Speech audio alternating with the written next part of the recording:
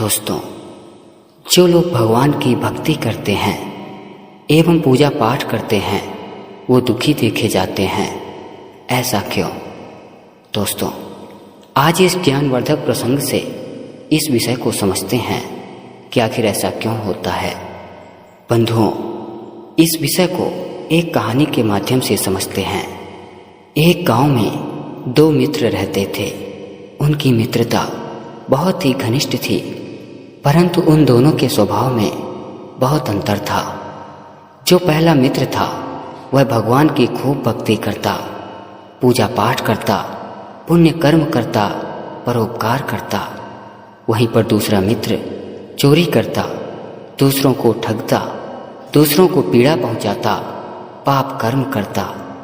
परंतु आश्चर्य की बात यह थी कि जो मित्र पुण्य कर्म करता, भगवान की भक्ति और पूजा पाठ करता था, वह हमेशा दुखी रहता था। उसका जीवन दुखों से भरा था।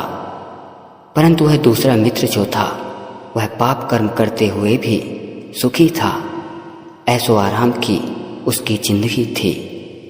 एक दिन वह दूसरा मित्र जो पाप कर्म करता था, वह पहले मित्र पुण्य कर्म करने वाले के पास आया और पहले मित्र की स्थितियों को देखकर दूसरा मित्र कहने लगा कि हे मित्र, तुम पूजा पाठ करते रहते हो, भगवान की भक्ति में डूबे रहते हो, लोगों की भी सहायता करते हो, परोपकार करते हो, तब भी तुम्हारे हिस्से में मात्र दुख ही आता है।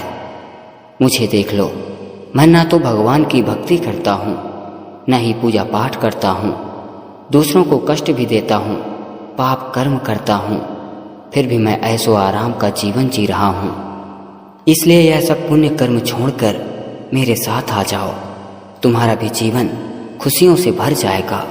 दोस्तों, पहला मित्र कुछ समय तक कुछ नहीं बोला। उसने कुछ विचार किया और बोला, आज एक बार पुनः प्रयास करता हूँ, हो सकता है कि भगवान की मुझ पर कृपा हो जाए। तत्पश्चात वह दोनों मित्र अपने अपने कार्य हेतु वहां से चले गए। पहला जो मित्र था वह पूजा पाठ के लिए जा रहा था तो रास्ते में उसके पैर में एक कील घुस गई, जिससे उसका पैर लहूलुहान हो गया। लेकिन दूसरे मित्र को जो पाप कर्म करता था, उसको रास्ते में एक सोने से भरी पोटली मिल गई। जब इन बातों का पता चला तो पुण्य कर्म करने वाला मित्र बहुत दुखी हुआ और वह विचार करने लगा कि यह भक्ति पूजा पाठ सब कुछ व्यर्थ है। लेकिन कुछ ही क्षण बाद उसने सोचा कि किसी संत महात्मा से जाकर पूछना चाहिए कि आखिर ऐसा क्यों होता है। दोनों मित्र एक बड़े ही तपस्वी संत के पास पहुंचे और उन्हें प्रणाम करके हाथ जोड़कर कील लगने और स्वर्ण की पोटली के बारे में एवं पाप पुण्य कर्मों को करने के बारे में बताने लगे। और वह दोनों मित्र साधु से आग्रह करने लगे कि हे तपस्वी साधु, आप कृपा करके यह भी बताइए कि पुण्य कर्म करने वाला दुखी एवं पाप कर्म करने वाला सुखी क्यों होता है। तब साधु महाराज बोले, ध्यान से सुनो। जो दूसरा मित्र है जो पाप कर्म करता है, वह पिछले जन्म में एक महान संत था एवं संत होते हुए बहुत ही पुण्य कार्य किया, जिसके फलस्वरूप इसे पुण्य फलों द्वारा इस जन्म में सुखों की प्राप्ति हो रही है।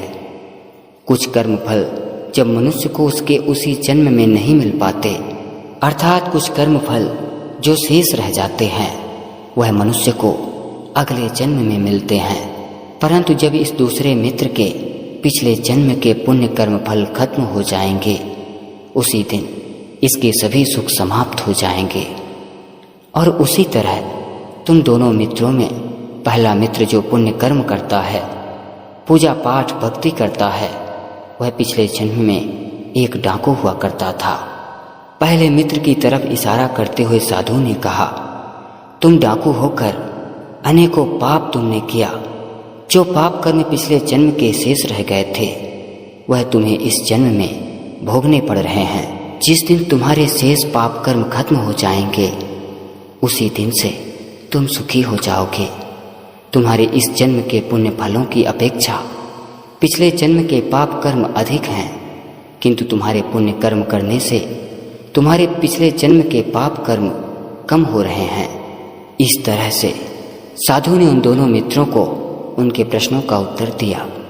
प्रिय श्रोता बंधुओं, मेरे गुरुजी कहते थे कि व्यक्ति के अगर इस जन्म में पाप कर्म बहुत ज़्यादा हो जाएं और व्यक्ति की अगर उन पाप कर्म के फलों को भोगने के लिए उम्र कम पड़ जाए तो उसके बचे हुए पाप कर्म उसे अगले जन्म में भोगने ही पड़ते हैं। इसी तरह पुण्य कर्म के फलों को भी व्यक्ति अगर इस जन्म में नहीं भोग पाता, अर्थात जिस व्यक्ति के पुण्य कर्म ज़्यादा हैं और उसकी उम्र कम है और वह मृत्यु को प्राप्त हो जाता है, तो उसका उन पुण्य कर्मों का फल अगले जन्म में मिलता है और वह सुखी रहता है।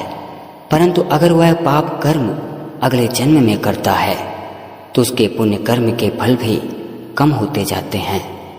हर प्राणी की उम्र एक सीमित अवस्था तक होती है, अतः जो कर्म फल शेष रह जाते हैं उसे अगले जन्म में भोगना ही पड़ता है। चाहे पुण्य का कर्ज हो चाहे पाप का कर्ज हो, उसे मनुष्य को चुकाना ही पड़ता है। पुण्य कर्मों का बचा हुआ कर्ज सुखों को प्रदान करता है और पाप कर्मों का बचा हुआ कर्ज बहुत ही दुखदायक, पीड़ादायक, कष्टों से भरा, अनेक पीड़ादायक रोगों से भरा हुआ होता है।